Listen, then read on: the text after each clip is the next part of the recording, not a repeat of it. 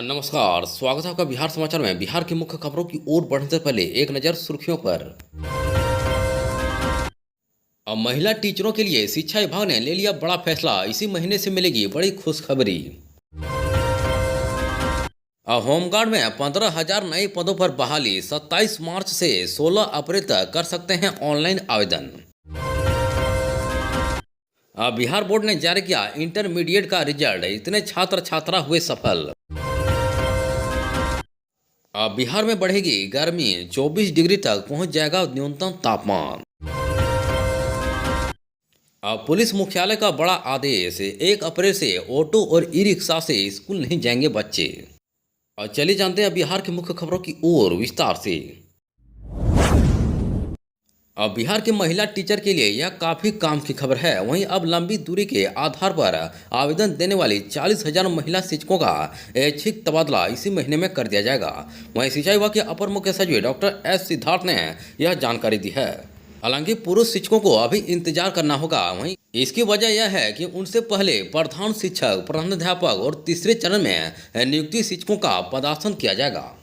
वहीं शिक्षा मंत्री ने सोमवार शाम मीडिया से बातचीत करते हुए यह बताया कि सूबे में 1 महीने से अंदर वैसे महिला टीचर जो दूरी की वजह से अपना ट्रांसफर चाहती हैं, उनका लिस्ट जारी कर दिया जाएगा। यानी लंबी दूरी के आधार पर आवेदन देने वाली 40,000 महिला शिक्षकों का ऐच्छिक तबादला इसी माह में कर दिया जाएगा। वहीं इसके अलावा जब शिक्षा सचिव से पुरुष शिक्षकों को लेकर सवाल किया गया तो उन्होंने 2 टूक जवाब दिया कि फिलहाल इसको लेकर विभाग से तरफ से कोई योजना नहीं बनाई गई है। जल्द ही इस विषय पर भी काम किया जाएगा। वहीं फिलहाल पुरुष शिक्षकों को इंतजार करना होगा। उनसे पहले प्रधान शिक्षक, प्रधानाध्यापक और तीसरे चरण में नियुक्ति शिक्षकों का पदासन किया जाएगा। होमगार्ड में 15,000 नए पदों पर बहाली निकली है। वहीं बहाली को लेकर 27 मार्च 2025 से 16 अप्रैल 2025 तक ऑनलाइन आवेदन जमा होगा। वहीं आवेदन भरने की प्रक्रिया 27 मार्च से शुरू होगी। दरअसल ऑनलाइन आवेदन को लेकर बिहार गृह रक्षा वाहिनी ने नया वेबसाइट जारी कर दिया है।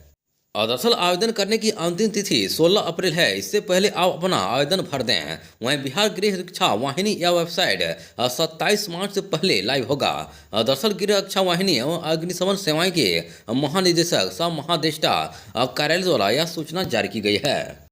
सूचना के मुताबिक अरवल जिला के साथ ही नवगछिया और बगहा पुलिस जिला को छोड़कर बिहार के अन्य 37 जिलों में होमगार्ड के रिक्त 15,000 पदों के लिए आवेदन किए जाएंगे। दरअसल ये आवेदन जिले में उपलब्ध वैकेंसी के आधार पर ली जाएगी।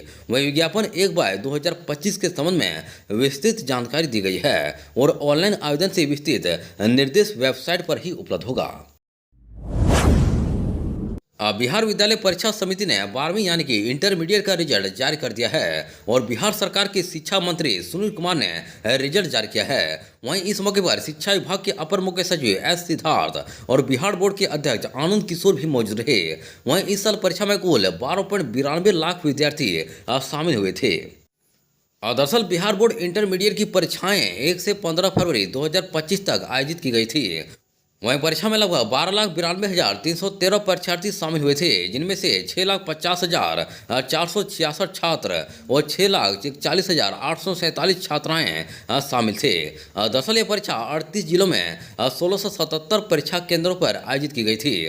दरअसल इंटरमीडिएट की परीक्षा में कुल छात्र छात्रा सफल हुए हैं। वहीं परीक्षा में शामिल होने वाले छात्र छात्रा बिहार की आधिकारिक वेबसाइट पर जाकर अपना रिजल्ट देख सकते हैं। बिहार में तापमान लगातार बढ़ रहा है और गर्मी के तेवर कड़े होने के संकेत दे रहे हैं। वहीं मौसम विभाग के अनुसार राज्य के अधिकांश जिलों में अधिकतम तापमान 4 डिग्री तक बढ़ सकता है, जबकि न्यूनतम तापमान भी बढ़ोतरी दर्ज की गई है। वहीं पिछले 2 दिनों में बिहार के तापमान में तेजी से उछाल आया है, जिनमें से आने वाले दिनों में भीषण गर्मी पड़ने की आशंका जताई जा रही है। दरअसल मौसम विभाग के अनुसार पटना का मौसम फिलहाल शुष्क बना रहेगा। वहीं बीते 24 घंटे में राजधानी का अधिकतम तापमान 33 से 36 डिग्री सेल्सियस के बीच दर्ज किया गया है। जबकि न्यूनतम तापमान 18 से 22.9 डिग्री सेल्सियस रहा। वहीं आने वाले दिनों में भी यही स्थिति बनी रह सकती है। वहीं बुधवार से शुक्रवार तक पटना का अधिकतम तापमान 33 से 35 डिग्री और न्यूनतम तापमान 21 से 23 डिग्री के बीच रहने की संभावना है। हालांकि मौसम विभाग ने अभी कोई विशेष चेतावनी जारी नहीं की है, लेकिन तापमान में लगातार हो रही वृद्धि संकेत दे रही है कि बिहार में भीषण गर्मी पड़ सकती है। वहीं बीते 24 घंटों में न्यूनतम तापमान में भी बढ़ोतरी दर्ज की गई है, जिससे यह साफ है कि दिन के साथ साथ रातें भी अब गर्म होने वाली है। वहीं आईएमडी पटना के अनुसार राज्य के 1 दर्जन से अधिक जिलों में न्यूनतम तापमान में वृद्धि हुई है। वहीं छपरा में न्यूनतम तापमान 2.5 डिग्री की बढ़ोतरी दर्ज की गई। वहीं खगड़िया में सबसे अधिक 24 डिग्री का न्यूनतम तापमान दर्ज किया गया है। इसलिए संभावित गर्मी को देखते हुए लोगों को सावधानी बरतने की सलाह दी गई है। ऑटो और ई रिक्शा चालकों से जुड़ी पटना से बड़ी खबर सामने आ रही है। दरअसल 1 अप्रैल से अब बच्चे ऑटो और ई रिक्शा से स्कूल नहीं जाएंगे। दरअसल पटना सहित तमाम जिले के एसएसपी और एसपी को पुलिस मुख्यालय ने यह आदेश जारी किया है। वहीं सभी जिलों के पुलिस कप्तान को इस आदेश का अनुपालन सुनिश्चित कराने को लेकर कहा गया है। दरअसल सहायक पुलिस ने बिहार के सभी एएसपी और एसपी को पत्र भेजा है। वहीं दरअसल विकास आयोग और बिहार की अध्यक्षता में 30 जनवरी 2025 को इस संबंध में बैठक आयोजित की गई। वहीं इस बैठक के बाद यह फैसला लिया गया कि स्कूली बच्चों को घर से स्कूल और स्कूल से घर ले जाने में ऑटो रिक्शा और ई रिक्शा का उपयोग नहीं होगा। दरअसल 1 अप्रैल 2025 से यह लागू हो जाएगा। दरअसल बिहार सरकार द्वारा स्कूली बच्चे और छात्रों के परिवहन के लिए ऑटो रिक्शा और ई रिक्शा का परिचालन 1 अप्रैल 2025 से प्रतिबंधित करने का निर्णय लिया है। दरअसल अब ई रिक्शा और ऑटो का इस्तेमाल स्कूली बच्चों के परिवहन में नहीं किया जाएगा। और बता दें कि इस संबंध में दैनिक अखबार में भी 21 जनवरी 2025 को विस्तृत सूचना प्रकाशित की गई थी। बिहार सरकार ने 50 लाख लोगों को नौकरी और रोजगार देने का लक्ष्य रखा है। राज्य के 9 शहरों में प्रमंडल स्तर पर खेल गांव बनाए जाएंगे। इसके अलावा पंचायतों में स्पोर्ट क्लब भी विकसित होंगे। वहीं सरकार की ओर से इन्हें राशि देकर खेल सामग्री उपलब्ध कराई जाएगी। वहीं डिप्टी सीएम सम्राट चौधरी ने मंगलवार को यह घोषणा विधान परिषद में दी है। उन्होंने दावा किया कि नीतीश सरकार के कार्यकाल में राज्य के 17 लाख युवाओं को नौकरी और रोजगार दिए जाएंगे। वहीं डिप्टी सीएम सह वित्त मंत्री सम्राट चौधरी ने मंगलवार को सदन में विनियोग विधेयक पर चर्चा के बाद सरकार का पक्ष रखते हुए कहा कि इस साल के बजट में वित्तीय अनुशासन का पूरा ध्यान रखा है। वहीं सरकार गेहूं धान के बाद अब अरहर मूंग भी न्यूनतम समर्थन मूल्य पर खरीदेगी।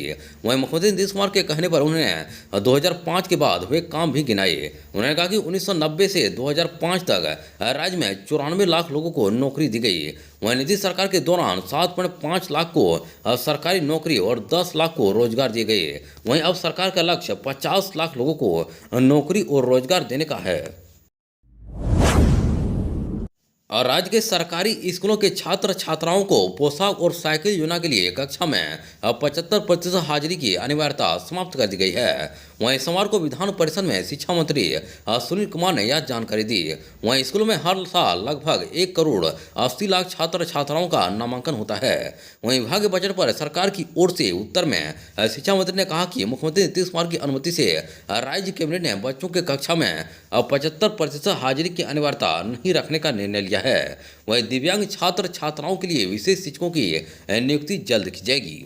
वहीं वित्त वर्ष 2025 और 26 में 29,000 स्कूलों का कंप्यूटराइजेशन कर दिया जाएगा। वहीं 12 स्थानों पर केंद्रीय विद्यालय के लिए जमीन चिन्हित कर दी जाएगी। कहा गया कि 2005 में शिक्षा विभाग का बजट 4400 करोड़ था, वहीं आज 60,000 करोड़ से ज़्यादा है। वहीं उच्च शिक्षा का बजट 5,885 करोड़ है। वहीं कॉलेजों और विश्वविद्यालय में 2000 से अधिक सहायक प्रोफेसर की बहाली हाल ही में हुई है। और प्रधानमंत्री आवास योजना ग्रामीण के 75,295 लाभुक परिवारों के खातों में 301 करोड़ 18 लाख रुपए प्रथम किस्त के रूप में हस्तांतरित किए हैं। वहीं ग्रामीण विकास मंत्री श्रवण कुमार ने सोमवार को विभागीय सभागार में आयोजित कार्यक्रम में राशि का भुगतान किया गया और साथ ही उन्होंने पदाधिकारियों को निर्देश दिया गया कि इन लाभुकों से अधिकतम 100 दिनों के अंदर पक्के मकान का निर्माण कराकर 3 किस्तों में राशि का भुगतान कराएं। वहीं मंत्री ने कार्यक्रम में कहा कि राज्य के बेघर तथा कच्चे आवासों में रहने वाले परिवारों को बुनियादी सुविधाओं से युक्त पक्के आवास की सुविधा उपलब्ध कराने के लिए इस योजना का कार्यान्वयन किया जा रहा है। वहीं मौके पर विभाग के सचिव लोकेश कुमार सिंह ने कहा कि इस योजना के तहत हर लाभुक को 3 किस्तों में 1,20,000 रुपये दिए जाते हैं। वहीं इनमें 60% केंद्र और 40% राज्य सरकार की हिस्सेदारी होती है। वहीं इसके अलावा लाभुक परिवार में एक सदस्य को 90 दिनों की अकुशल मजदूरी लगभग 22,000 और लोहिया स्वच्छ अभियान के तहत शौचालय निर्माण के लिए 12,000 रुपये दिए जाते हैं। वहीं इस तरह हर लाभुक को इस योजना में लगभग 1,54,000 की सहायता राशि प्राप्त होती है। वहीं इस योजना में इस साल के लिए 7.90 लाख लाभुकों के आवास निर्माण का लक्ष्य केंद्र से मिला है। वहीं इनमें 5.54 लाख को प्रथम और 2.0 लाख को द्वितीय और 1.21 लाख को तृतीय किस्त का भुगतान कर दिया गया है। वहीं 58,409 आवास का निर्माण पूरा कर दिया गया है।